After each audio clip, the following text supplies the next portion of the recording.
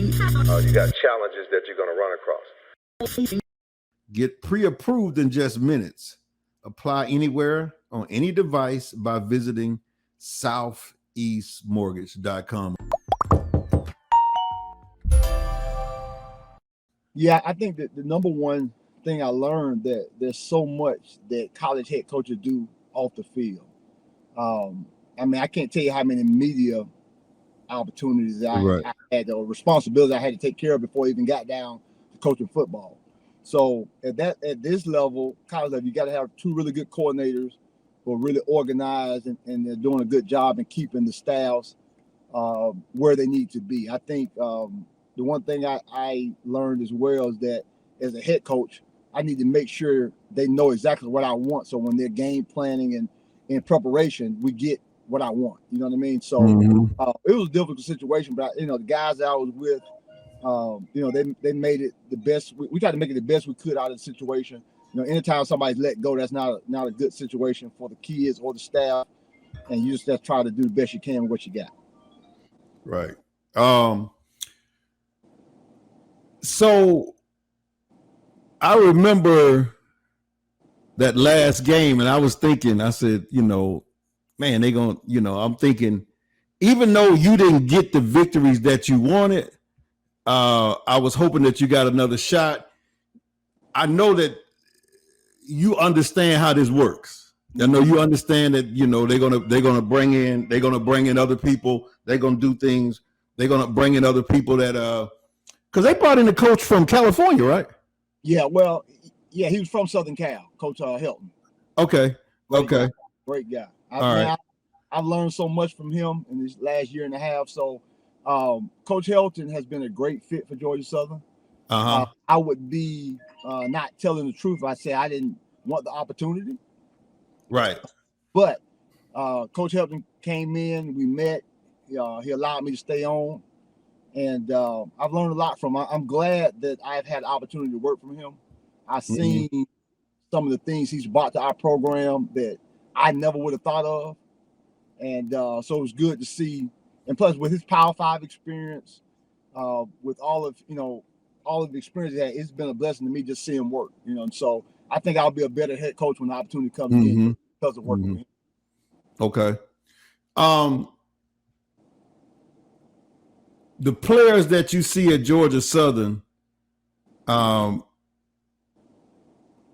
let me put it this way. The players that you recruited, the ones that you got to come there compared to the ones that went to a bigger institution, a bigger school, did you kind of know that when you started going out recruiting that, okay, this certain group of people probably going to be going this way? Should I still recruit them? Or, I mean, have you had, like a shock where you said, well, not a shock, but you was just kind of surprised that person went to a Georgia Southern or the league that you all are in compared to, let's say, Alabama, or, a bigger school? Yeah, I think, normally in recruiting, you have a recruiting department and you have, a system where you kind of get information on guys and you will know, okay, let's say my position, cornerback. I'll put 50 guys on the board, 50 guys I think can play. I know going into that 25 of them going to be Power 5 kids. Okay. Going to Georgia, Alabama. Right. Wherever. But everybody can't go to Alabama. Everybody can't go to Georgia. They only have 85 scholarships. Right. So I got to weed out the ones that don't get the scholarship. You know what I mean? So, and so you recruit them all. Them all. But as they start committing, your board gets shrink. It goes from 50 to 35, from 35 to 20, and now as guys start falling off the board, you kind of got a sense of who you really got a legitimate chance to get. You know what I mean? Yeah. And so it gets down to about 20. Okay, now, picking up the pace a little bit because I know now I got a legitimate shot to get these guys. But when the season's over in December and January, I mean, that board's so big, you know what I mean? Because you just look at football players.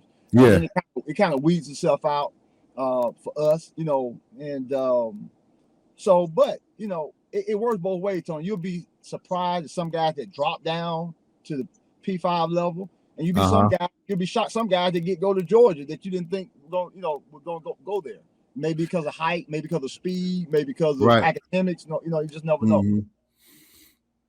But here's the thing too, Tony. Let me cut y'all. No, go ahead. I have to recruit them all now. You know why? Because of the transfer portal. Right.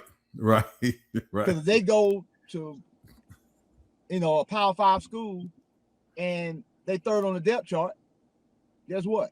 They want to play more. You know what I mean? So they remember you. Yeah. Yeah. They may see my school as an opportunity where they can play more. Doesn't mean they will, but they may see it as an opportunity to play, because we do have a lot of guys that have come to us from the Power 5 rankings, and they got to compete for the job just like everybody else. The guy that you mentioned, I don't know if it was this year or last year that went to the league that played corner with you. Mm-hmm. Was he drafted or he walked up? Make sure that you like and subscribe and hit the all button and all that kind of stuff, because we're going to have a lot of good interviews on this podcast.